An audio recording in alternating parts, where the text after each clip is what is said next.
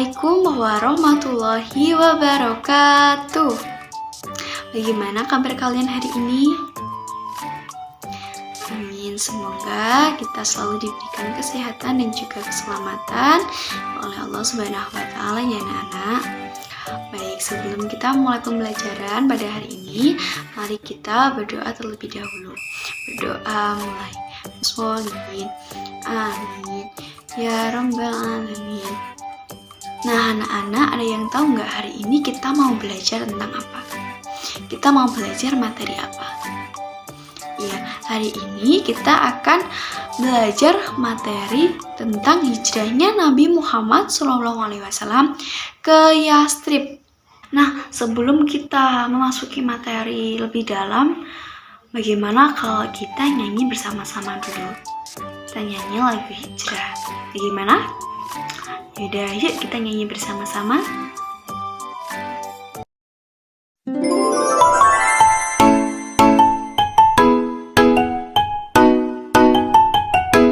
Allah memerintahkan kepada Nabi Muhammad pergi berhijrah dari Mekah ke Madinah untuk menyelamatkan Islam dari kekejaman. Di tengah malam berjalan ditemani Abu Bakar, di Gua Thur bersembunyi, musuh-musuhnya mencari. Turunlah mukjizat Nabi, labah-labah melindungi. Nabi sampai di Madinah, disambut dengan meriah.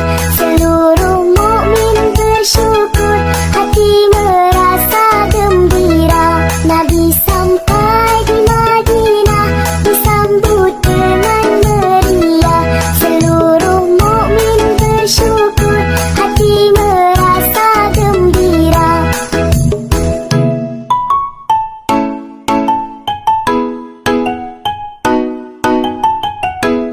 Allah memerintahkan kepada Nabi Muhammad pergi berhijrah dari Mekah ke Madinah untuk menyelamatkan Islam dari kekejaman. Di tengah malam berjalan ditemani Abu Bakar, di Gua Thur bersembunyi, musuh-musuhnya mencari. Turunlah mukjizat Nabi, labah-labah melindungi. Nabi sampai di Madinah, disambut dengan meriah.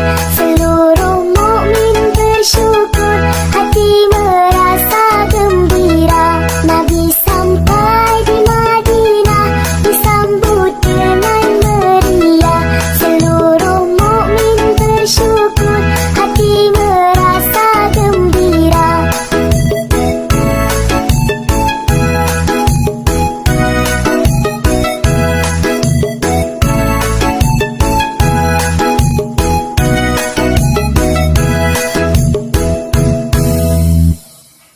Alhamdulillah semuanya sudah semangat ya hari ini.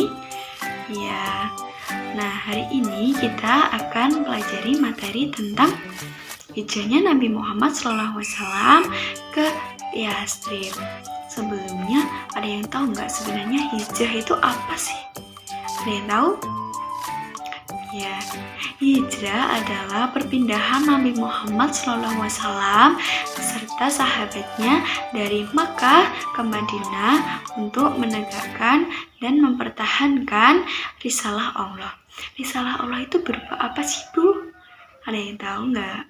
Ya, risalah Allah itu berupa akidah dan juga syariat Islam.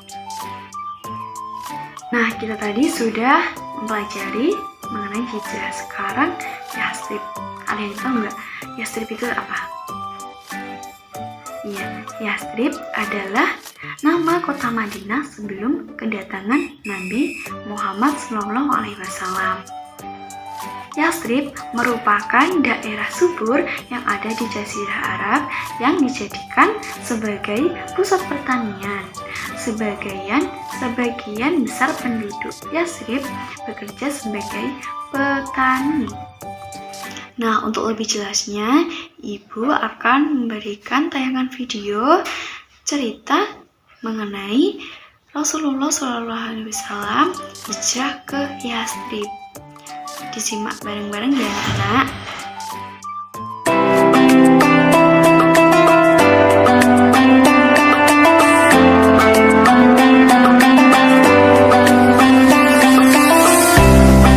Assalamualaikum warahmatullahi wabarakatuh. Bismillahirrahmanirrahim. Innal hamdalillah, sholatan wassalaman ala Rasulillah, amma ba'du. Apa kabar anak-anakku? Semoga kita senantiasa diberi kesehatan oleh Allah dan tentunya kita tetap semangat dalam belajar. Anak-anakku yang saya cintai, berjumpa lagi dengan Pak Lutfi, bahwa pada perjumpaan ini kita akan belajar tarikh, ialah memasuki materi hijrah Nabi Muhammad SAW ke kota Madinah atau Yatsrib. Silakan anak-anakku membuka buku paketnya sambil menyimak di halaman ke-68. Nah, Pak Lutfi akan bercerita bahwa hijrah Nabi Muhammad SAW ke Yatsrib. Kedatangan penduduk Yatsrib atau penduduk Madinah kepada Nabi Muhammad menginginkan bahwa Nabi Muhammad untuk hijrah ke Yatsrib. Kenapa? Karena melihat kondisi bahwa Nabi Muhammad dan umatnya yang berada di Mekah selalu dimusuhi oleh kafir Quraisy dan tentu selalu dicela, dihina, bahkan diserang. Suatu ketika Nabi Muhammad memperoleh wahyu dari Allah untuk berpindah, kemudian Nabi Muhammad menyuruh sahabatnya yang bernama Umar bin Khattab untuk hijrah ke Yatsrib. Kemudian sahabat Umar bin Khattab akhirnya beliau kemudian pindah hijrah bersama dengan orang muslim, dan pada saat itu Umar bin Khattab mengatakan kepada orang kafir Quraisy, siapa di antara kalian yang siap berpisah dengan ibunya atau mati, silakan hadang saya besok pagi saya akan hijrah. Dari perkataan itu orang kafir Quraisy pada takut. Kenapa? Karena Umar bin Khattab salah satu tokoh yang ditakuti oleh kafir Quraisy. Maka suatu ketika bahwa Nabi Muhammad hendak hijrah, Nabi Muhammad mempersiapkan terlebih dahulu, ialah apa? Menantunya atau sahabatnya yang bernama Ali bin Abu Thalib akhirnya diperintah oleh Nabi, yang pertama agar Ali bin Abi Thalib untuk tidur berbaring di tempat tidurnya Nabi. Yang kedua, agar Ali menyerahkan kembali semua harta titipan penduduk Mekah yang di tangan Nabi kepada para pemiliknya. Nah, kenapa pada suatu malam rumah Nabi Muhammad dikepung oleh kafir Quraisy, bahwa orang kafir Quraisy ingin membunuh Nabi. Maka itulah cara Nabi untuk menghindari orang kafir Quraisy. Nah, ketika hendak mau keluar rumah untuk menjemput sahabatnya Abu Bakar, Nabi Muhammad kemudian membaca surat Yasin ayat 9. A'udzu billahi minasyaitonir rajim. Bismillahirrahmanirrahim. وَجَعَلْنَا مِنْ بَيْنِ أَيْدِيهِمْ سَدًّا وَمِنْ خَلْفِهِمْ سَدًّا فَأَغْشَيْنَاهُمْ فَهُمْ لَا يُبْصِرُونَ. Ketika keluar dari rumah sambil membaca surah Yasin itu, ayat Yasin itu, akhirnya orang-orang kafir Quraisy yang berada di rumah Nabi, di luarnya, mereka semua nggak tahu bahwa Nabi Muhammad sedang keluar dari rumah untuk menjemput Abu Bakar. Nah, ketika orang kafir Quraisy tahu bahwa yang tidur di tempat tidur Nabi itu bukan Nabi Muhammad, akhirnya orang kafir Quraisy marah dan kemudian membuat sebuah sayembara bahwa siapa yang bisa menangkap Nabi Muhammad maka ia akan diberikan hadiah yang banyak, luar biasa. Nah, suatu ketika Nabi Muhammad dan Abu Bakar akhirnya dikepung oleh kafir Quraisy. Pada saat itu Nabi Muhammad dan Abu Bakar kemudian mencari tempat pelindungan, yaitu di gua Sur selama 3 hari. Abu Bakar ketakutan. Kenapa? Bahwa gua itu tidak terlalu dalam. Kalau saja Abu Bakar maupun Nabi Muhammad tengok keluar, pasti akan ketahuan oleh kafir Quraisy. Dengan takutnya itu, kemudian Nabi Muhammad menenangkan, sabarlah Abu Bakar, janganlah kamu bersedih, sesungguhnya Allah beserta kita. Suatu ketika pada saat itu, bahwa Nabi Muhammad dan Abu Bakar hijrah ke Madinah karena belum pernah hijrah, dan itu Nabi Muhammad diantar seorang yang bernama Abdullah bin Uraikid Al-Laisi untuk mencari jalan menuju Madinah. Suatu ketika setelah 3 hari, Abdullah bin Uraikid kemudian membawa 2 ekor onta untuk ditunggangi Nabi Muhammad dan Abu Bakar, diantarlah ke Madinah. Nah, melihat seperti itu, orang kafir Quraisy semakin hari semakin menjadi-jadi. Untuk apa? Membuat sayembara, kalau bisa menangkap Nabi Muhammad beserta kawannya yaitu Abu Bakar, maka akan diberi hadiah yang luar biasa, dan tentunya hadiahnya semakin besar. Orang-orang kafir pada semangat untuk mencari Nabi Muhammad, bahkan untuk membunuhnya. Suatu ketika ada namanya Suraqah bin Jasyam. Kemudian dia menggebu-gebu untuk menjadi seorang hartawan yang kaya raya. Pada saat itu dia mengejar, bertemulah kepada Nabi di suatu jalan. Namun ketika pada saat bertemu Nabi, dan ketika Suraqah bin Jasyam akhirnya bertemu Nabi di pertengahan jalan, dan Suraqah ingin membunuh Nabi, namun apa? Kudanya dan ia tersungkur di hadapan Nabi, tidak bisa apa-apa. Kemudian Nabi memberi maaf dan menyuruh ia kembali ke Mekah. Sampai ke Mekah, Suraqah mengaku bahwa dia tidak bertemu Nabi, berpura-pura tidak bertemu Nabi, dan berpura-pura tidak ada kejadian apa-apa. Ketika Nabi Muhammad dan Abu Bakar sampai ke Kuba, kemudian beliau menginap selama 4 hari. Disitulah beliau membangun sebuah masjid yang bernama Masjid Kuba, dan Masjid Kuba itu diabadikan dalam Al-Quran disebut Masjid Taqwa. Pada tanggal 12 Rabiul Awal, Nabi Muhammad dan Abu Bakar tibalah ke Madinah, dan tiba di Madinah akhirnya disambut dengan meriah dan disambut dengan solawat. Apa solawatnya? Yaitu Tola'al Badru Alaina, yang artinya bulan purnama telah muncul di tengah-tengah kita. Dari celah-celah perbukitan, wajiblah kita bersyukur atas ajakannya kepada Allah. Wahai orang yang dibangkitkan untuk kami datang membawa sesuatu yang ditaati. Nah, pada saat itulah Nabi Muhammad akhirnya tiba di Yasrib, dan membangunlah sebuah daerah atau sebuah kota Yasrib menjadi kota yang maju, kota yang makmur, dan menjadilah sebuah nama kota Madinah. Itulah pembelajaran anak-anakku pada perjumpaan ini. Semoga jangan lupa tetap semangat belajar, semoga anak-anakku semakin pintar, jangan semakin malas. Sekian dari Pak Lutfi. Assalamualaikum warahmatullahi wabarakatuh.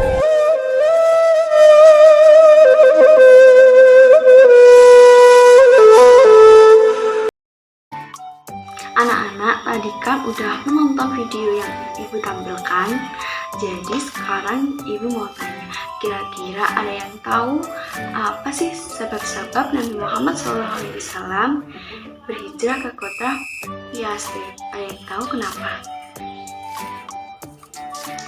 Ya, baik, gue akan menjelaskan apa saja sebab-sebab Nabi Muhammad SAW hijrah ke kota Yasrib. Yang pertama, adanya tekanan dan ancaman dari kaum kafir Quraisy. Nabi Muhammad SAW dan kaum muslimin mendapatkan ancaman, tantangan, dan perlakuan buruk dari kaum Quraisy karena mereka ingin menggagalkan dakwah Nabi Muhammad. Sebab yang kedua, adanya perintah dari Allah Subhanahu wa Ta'ala untuk berhijrah ke Yasrib, sebagaimana Allah menurunkan surat An-Anfal ayat 30. Setelah mendapatkan perintah dari Allah Subhanahu wa Ta'ala, Nabi Muhammad segera bersiap untuk hijrah ke Yasrib atau Madinah. Sebab yang ketiga, adanya jaminan keselamatan dari masyarakat Yathrib terhadap Nabi Muhammad. Mereka berjanji untuk setia dan melindungi keselamatan dan keamanan dakwah Nabi Muhammad SAW. Baiat tersebut dikenal dengan Baitul Aqobah Ula atau Bait Aqobah pertama, yang isinya 1. Tidak mempersekutukan Allah SWT. 2. Tidak berdusta. 3. Tidak mencuri. Yang keempat, tidak membunuh anak-anak perempuan. Yang kelima, tidak memfitnah. Yang keenam, tidak melakukan hal-hal buruk. Yang ketujuh, akan tetap setia kepada Allah Subhanahu wa Ta'ala dan Rasul-Nya. Sebab yang keempat, yaitu permintaan penduduk Yathrib kepada Rasulullah agar hijrah ke negerinya. Masyarakat Yathrib telah berjanji untuk melindungi dakwah Nabi Muhammad SAW. Bentuk janji setia mereka sampaikan pada peristiwa Baiat Aqobah pertama dan Baiat Aqobah kedua. Nah, isi dari Baiat Aqobah kedua adalah 1. Berjanji untuk taat dan setia kepada Rasulullah SAW, baik dalam keadaan senggang maupun sibuk. Yang kedua, berjanji untuk tetap berinfak, baik dalam keadaan lapang maupun dalam keadaan sempit. Yang ketiga, berjanji untuk tetap melakukan kebaikan dan mencegah kemungkaran. Yang keempat, berjanji untuk tetap teguh membela kebenaran karena Allah Subhanahu wa Ta'ala tanpa rasa takut dicela. Yang terakhir, berjanji untuk tetap membantu dan membela Rasulullah SAW sebagaimana membela diri sendiri dan keluarganya. Itulah bunyi dari isi dari Baiat Aqobah kedua. Nah, itu tadi penjelasan dari Ibu. Saya rasa sudah cukup karena waktunya juga sudah habis.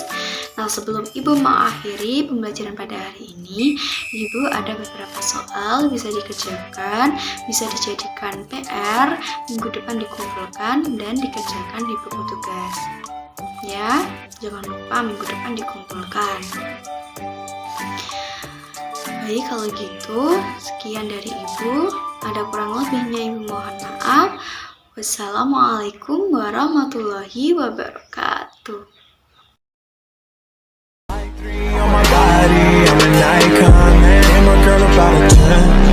I should fuck her in the Benz.